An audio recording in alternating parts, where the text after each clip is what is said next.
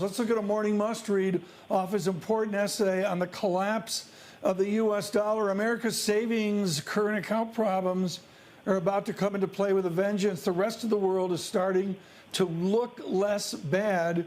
A weaker dollar, it would boost U.S. competitiveness, but only for a while. Notwithstanding the hubris of American exceptionalism, no leading nation has ever devalued its way to sustain prosperity. Stephen Roach, could it be that big of a dollar move where we move from depreciation to a consideration of devaluation?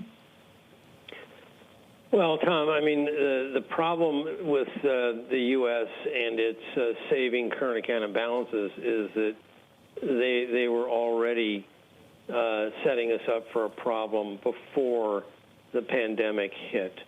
The net national savings rate, which is the broadest measure of domestic saving, it's the savings of businesses, households, and the government sector adjusted for depreciation, was at 1.4% of national income in the first quarter of 2020.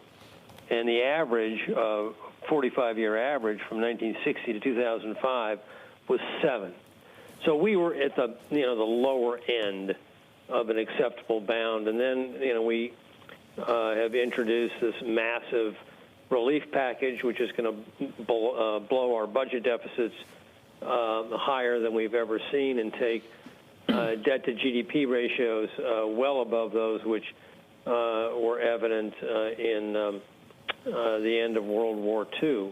So I look at that and I say, okay, with deficits up, with debt up, with savings likely to go sharply into negative territory, which is going to be even worse than it was during the global financial crisis, the current account is probably going to exceed its prior record of minus 6.3% of GDP in 2005, and currencies are designed to cushion the blow of an exploding current account in the context of weak domestic savings. So I think a dollar decline is inevitable.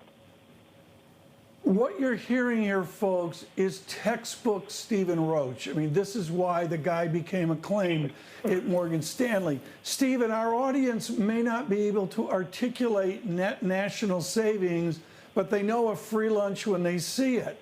When do we actually pay for this debt buildup?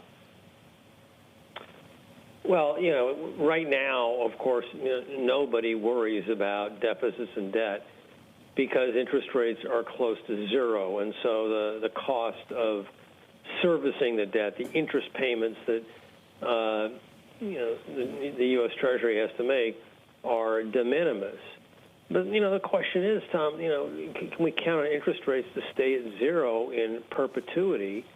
And that comes back to things like inflation and relative risk premia. And in a weaker dollar environment where the U.S. has also been backing away from its commitment to globalization through all of these very protectionist and nationalistic policies of the current administration,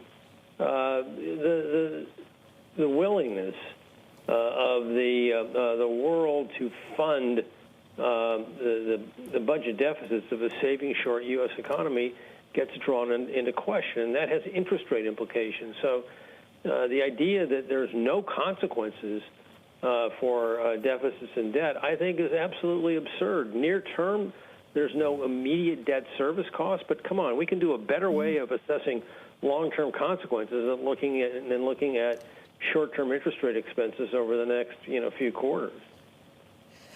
Stephen, how difficult also is it to understand the impact that, COVID-19 and others, and frankly just foreign policy, has on global supply chains? And given what you've just said about debt and supply chains, are we going to see a more deflationary pressure, or do you worry that 18 months from now we'll talk about inflation in America?